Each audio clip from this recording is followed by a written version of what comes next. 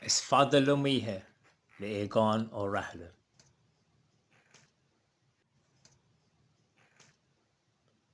Is fada lum ihe luch gan son gan shraun, gan cahra gan muin, cuirig na buamh na mewn, anathe tin taobh lum de bhuair mo cheann, is ná chleachta sim nain, fiúgaigh na rócháin ann.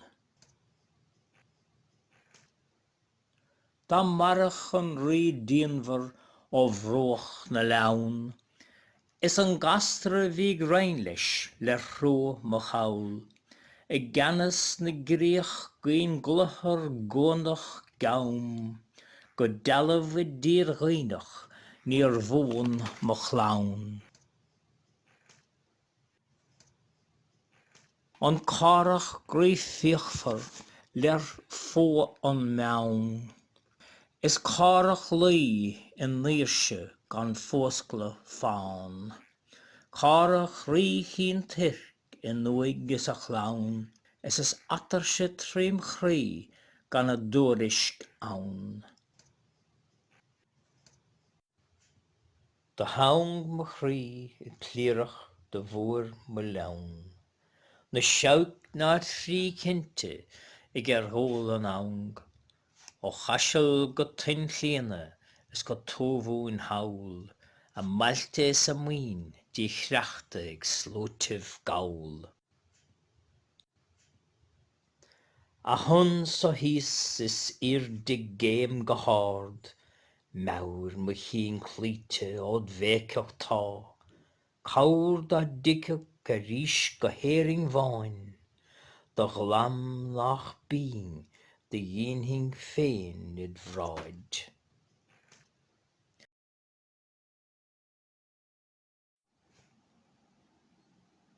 Is fada le míthe le éagán ó rathla, an tán deistre go daoinechibh lámh le tun táime I géirí.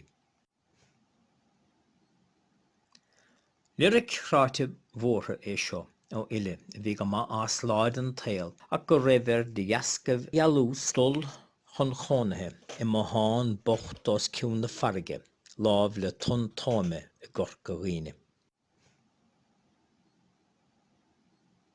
A bhfuil ó chóngur chráilí siar go dún chaoi na Gcorca Dhuibhne inis.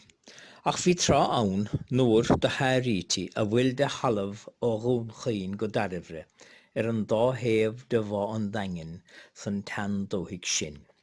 Istigh an aice le ceann na bá tá dhá airsid halún I gcoba amach san bharraige aige chéile.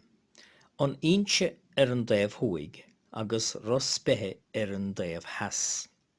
Agus is an don a éiríonn as an bharraige a níor, agus a bhrisean an dá airsid sin a tugtar tun táime.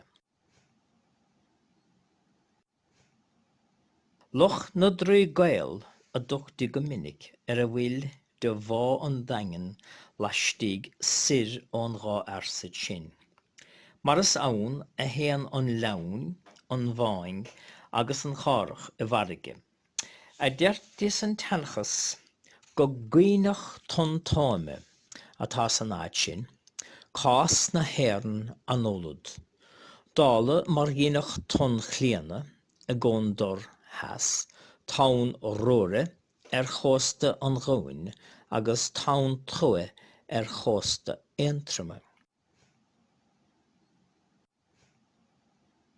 Léargas a chrá is a anmhainn féin, ihe nar bhéidir do néal a chola de dheascamh na búrthaile a bhí ag tun táime híos bharraige a thugann an ileadúin san dámsa. Ihe an róch dhuine atá ann. Agus nuair nach féidir do chola, rihanna aigine chun machnamh.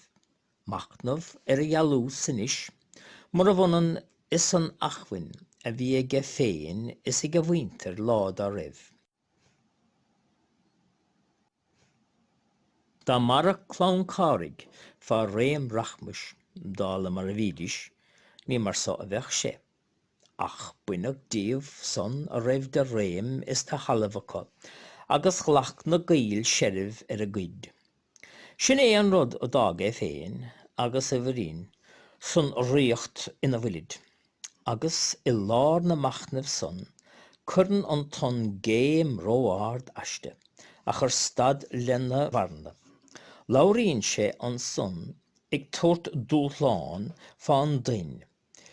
Gha ógairt dá dagach éon chúnamh chun an ghaol, go mbeadh sé féin beag beann ar a gcuid geánaile. Ní raibh ann áfach, ach bagairt olmh, gan chur lé, agus is ráchráite é cás an irbhuicht dá dheascamh.